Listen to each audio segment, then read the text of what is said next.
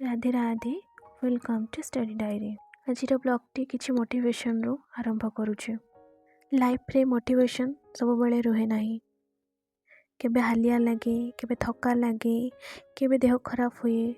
आ सब भितर मोटिवेशन कोठी चली जाए जमीती। मोटिवेशन रहू आ न रहू जीवन रे, किंतु डिसिप्लिन टा रहबा जरूरी। डिसिप्लिन ही सब समय को मैनेज करू। जो डिसिप्लिन रे लाइफ को नबा ताहले जहाँ जहाँ टार्गेट थिबो ताको हमें कंप्लीट करि परिबा।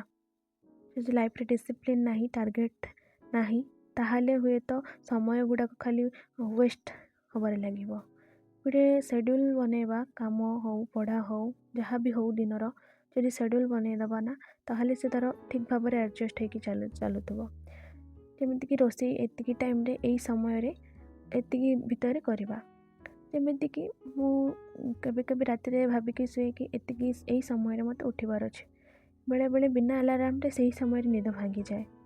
तो निज को फास्ट निज माइंड को तो दबा, जे निज माइंड को तो बुझेबा ना एई कामटा एई समय रे करबार अछि, ताहाले सेना कामटा जल्दी करि परिबा।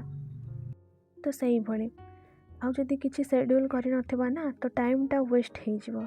शेड्यूल जदि करिथिबा ताहाले ठीक टाइम रे ठीक समय रे आउ समयटा ठीक उपयोग हो पारिबो, आउ ठीक समय रे मध्य कामटा सरी जिवो। मोटिवेशन रहू न रहू डिसिप्लिन टा रखिबा बहुत ही जरूरी। समय को मैनेज करबा मध्य बहुत जरूरी। आमे जानिचे समय तो केबे रहिबो नाही, किंतु आमे जो अदरकारी काम गुड़ाक वेस्ट अननेसेसरी जो काम गुड़ाक करूचे ताकू रखि परिबा। तो सेति पई टिके ध्यान देबा निज कर्म उपरे, निज उपरे।